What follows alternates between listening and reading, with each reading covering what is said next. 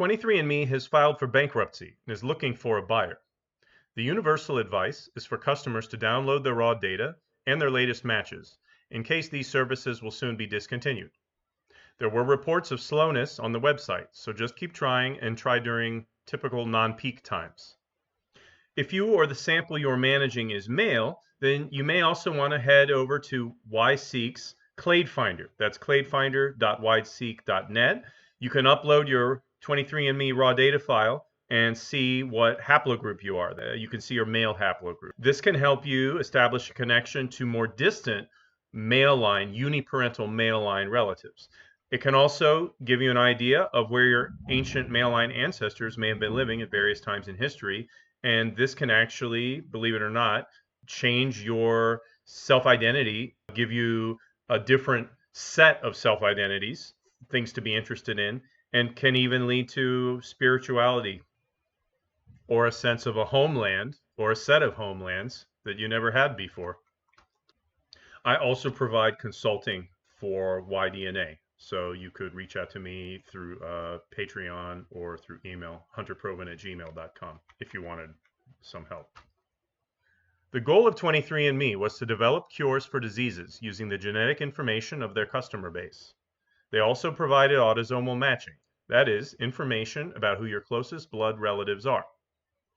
While the Director of Product and R&D at Consumer Reports, Ginny Foz, has recommended customers to delete their data, including physical DNA data, some in the genetic genealogy community are not deleting their samples. So I want to talk about the risks and rewards of you, if you're a 23andMe customer, regarding keeping your data and not deleting it at 23andMe, even though they're going bankrupt.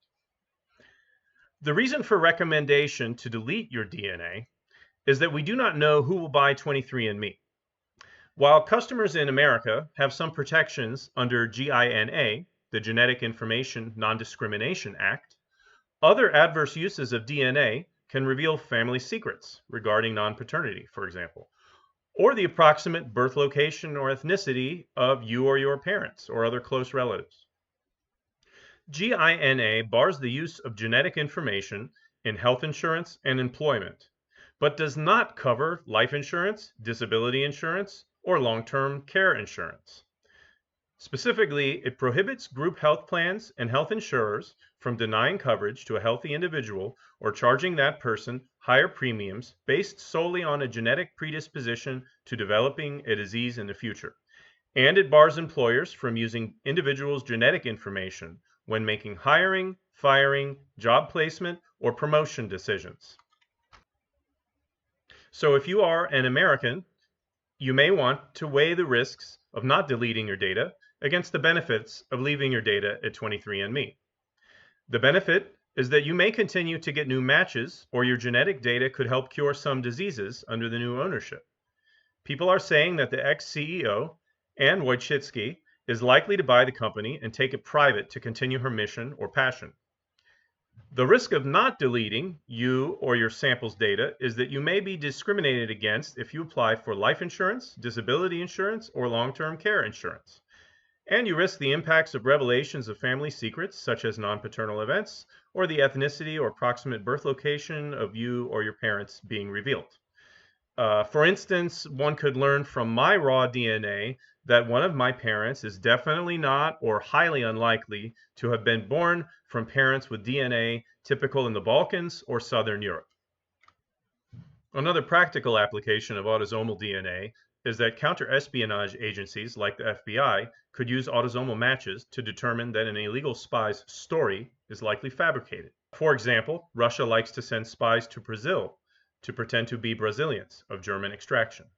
If the illegal spy in question's parents, grandparents, and great-grandparents were all actually Russian, then most close autosomal matches should be to Russians rather than to any Germans.